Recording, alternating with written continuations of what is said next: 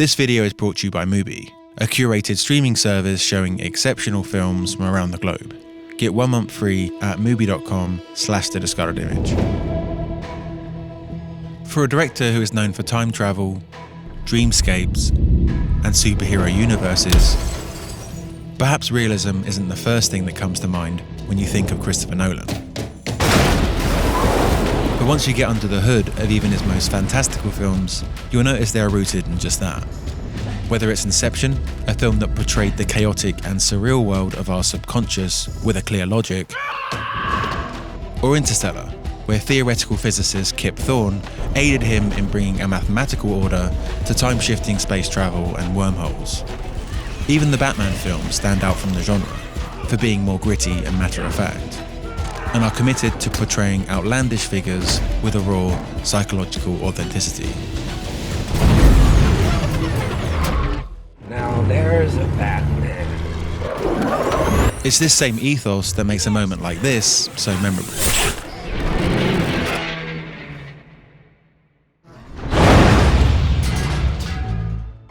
You would assume there was some computer trickery at play here, but no, this stunt was done for real.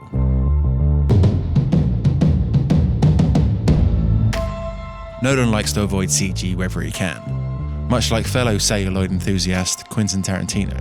Back in the all or nothing days, Vanishing Point days, the Dirty Mary Crazy Larry days, real cars smashing into real cars, real dumb people driving them. Most superhero films are green screen circuses, and compared to those films in terms of on-screen destruction, the Batman films are fairly stripped back, unlike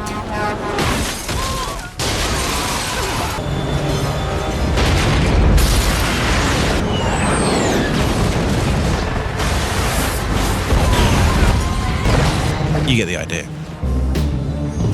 Instead, the power of these sequences relies on the reality of the stunts.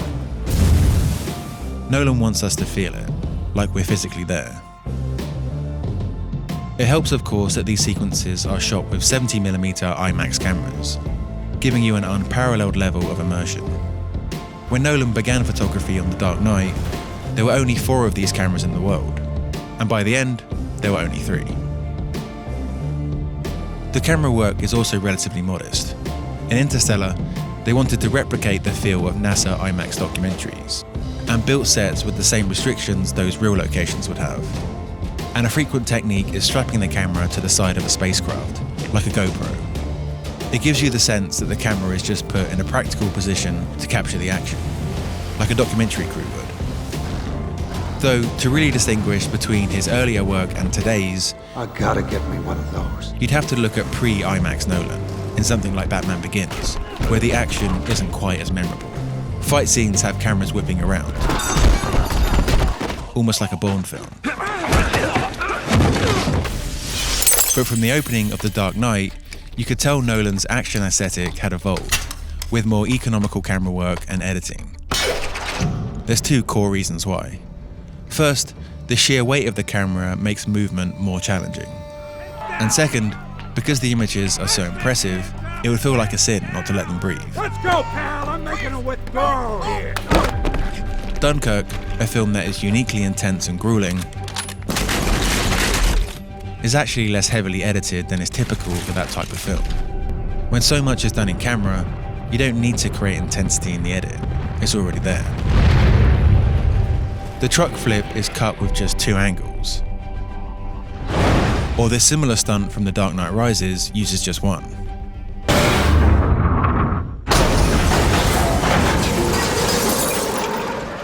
And the shot plays out here too, in the iconic zero gravity sequence from Inception, which was done by rotating the set, a technique used in 2001: A Space Odyssey. Of course, you can't do everything for real, as much as Nolan would probably like to. In the truck flip sequence, there are moments where other techniques are brought into the mix. First, there's model work. This moment was too much to capture on location, so miniatures were used. Nolan uses models consistently, because even if they're a few stops away from pure reality, they are still physical, tangible objects.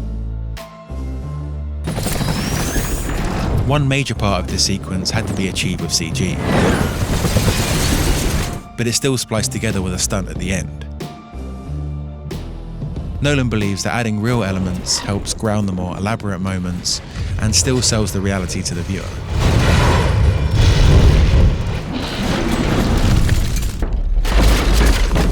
Like this scene on the streets of Paris. There's a randomness to things like explosions that you can't predict.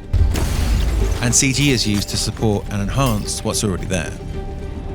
In this stadium sequence, over 10,000 real extras were there on location. And to boost numbers, they were multiplied and expanded in post.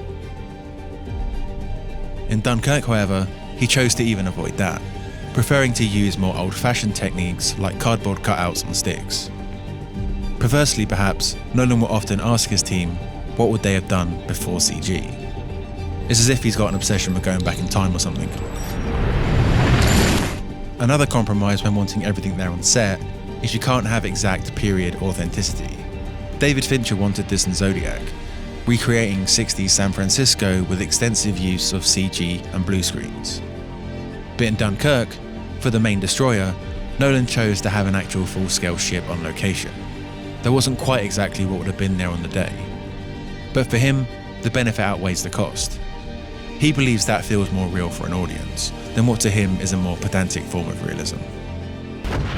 Besides the audience, the people that benefit the most from Nolan's approach are the actors. If you start exploding things in front of young kids, many who haven't been on a big film set before, you're going to get pretty authentic reactions. He even strapped IMAX cameras to Spitfires and had his actors in the air, with the actual pilot operating from the back. And for the more dramatic shots, they built a rig by the edge of a cliff. Even his imaginary worlds are often shot on location, so actors have to wade through freezing water and deal with real wind and ice. Of course, you can't actually have actors go into space, but instead of using green screens for what appears outside the spacecraft, he used front projection. This way, the actors don't have to try and imagine what they're seeing, and risk not being on the same page or in the same film. They can all view the spectacle together and have shared, emotionally resonant moments, and that makes it.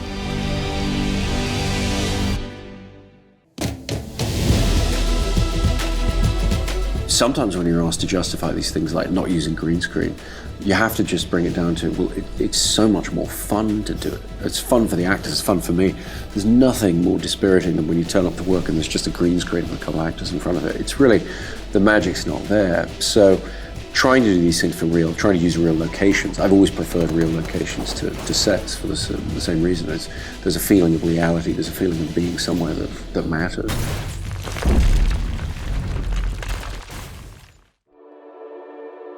As I mentioned in the video, Christopher Nolan is a celluloid enthusiast with a deep appreciation for film history. Just like this video's sponsor, Mubi, Nolan likes to study older films such as silent cinema to help guide his non-CG filmmaking techniques. His general aesthetic is a combination of both traditional classical Hollywood with more experimental filmmakers such as Nicholas Roeg. These are all the types of films you can find on Mubi's platform.